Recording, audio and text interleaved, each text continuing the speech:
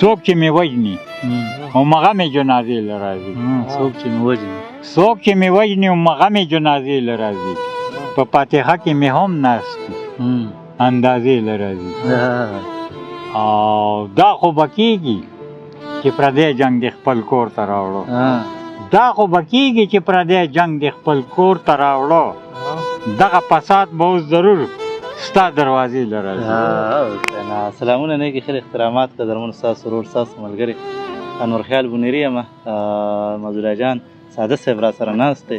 غوښتل مې چې دینه خواږه شعرونه تاسو سره شریک کړو. البته په خپل پروګرام کې هرکلی ووایو بیا چې ستاسو لپاره شعرونه اورو. ساده صاحب اول ته په خیر راغلي او ستړي مه شئ وایو. خوار مه شئ او مهرباني او الله پاک دې روغ او جوړ لره. او تاسو هم دواګانې کوئ موږ به هم درته کوو.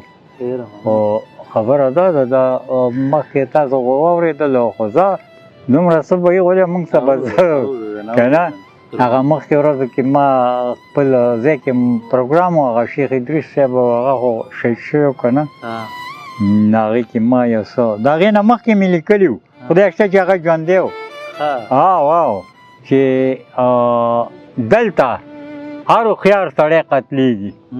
دلته هر هوښیار سړی قتلېږي. دلته هر هوښیار سړی قتلېږي او وي چې کم د کار سړی قتلېږي او وایي چې رښتیا وینا کوي.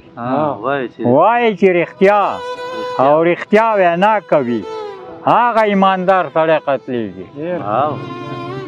او ودې لیدل ودې کتل وادې اورېدل ودې لیدل ودې کتل وادې اورېدل. اومنه دیندار سړی قتلېږي او پرېږده مشري د قام بس مې کوه. پرېږده مشري د قام بس مې کوه پوه شه سردار سړی قتلېږي. او بیا یو شعر به پکې نور هم دی چې خو ما نه هېر دی یاره دا به بس نور رانه داسې هېر شو. ما در بیا غزل را یاد کړو چې خاموشه دی ټول ښار سړی یې مړ کړه داسې ښکاري چې د کار سړی یې مړ کړ. ما اوس تا نه مخکې چې ولاړو اورېدلي مې د یار سړی یې مړ کړ چې دا من زمزمې یې غږولې هغه خوږ هغه فنکار سړی یې مړ کړ او ورله نه راتلو واده یې ورکولې په یو اوږد انتظار سړی یې مړ کړ. خیاله دلته جوړ په امن پابندي ده چې د امن طلبګار سړی یې مړ. بیا دې پسې دا چې یو د کار سړی په کار دی یخ بیدار سړی په کار دی. یو د کار سړی په کار دی یخ بیدار سړی په کار دی چې خالص وي او مخلص وي چې خالص وي او مخلص وي ایماندار سړی په کار دی.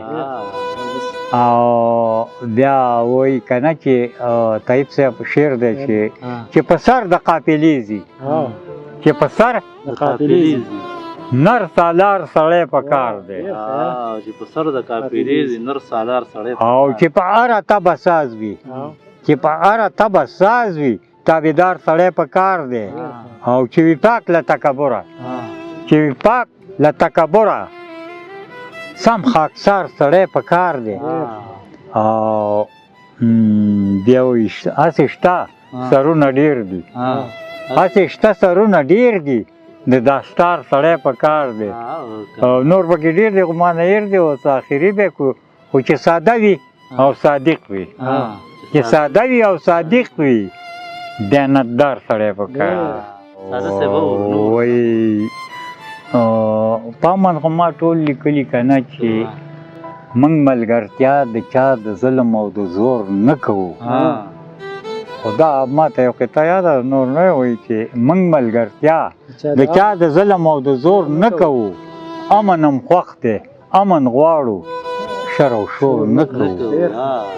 او چې ورانوي خوارې جونګړې خپل محل جوړوي چې ورانوي خوارې جونګړې خپل محل جوړوي دغسې خلکو سره موږ کلی کور نه کوو.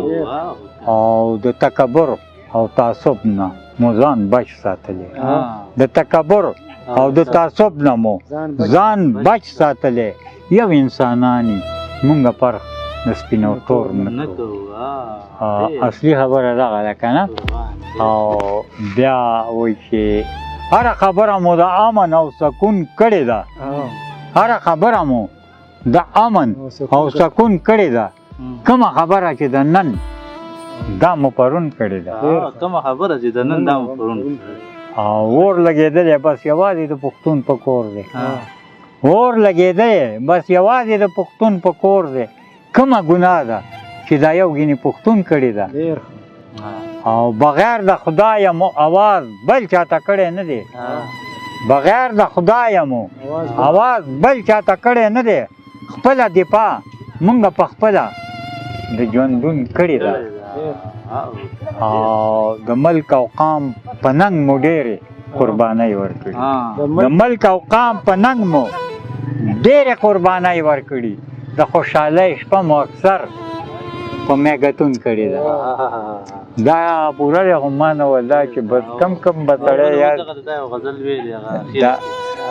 هغې کې خو ډېر وایي چې ستا په الفت کې لا دلګیر او پریشان هغسې یم ستا په الفت کې لا دلګیر او پریشان هغسې یم قرار مې نشته په ژړا په سوران هغسې یم او تا له درځم ګرانه تر تا نه رسېدلی نه شم تا له درځم ګرانه تر تا د رسېدلی نه شم دلته رقیب سره لا مشت و ګریوان هغسې یم او نشته راحت د ژوند په برخه کې ما ونه لید نشته راحت د ژوند په برخه کې ما ونه لیدو ستړی وم ستړی یم لا ستړی ستومان هغسې یم او عمر مې تېر شو خو تر دې نه شو مزګار د غمه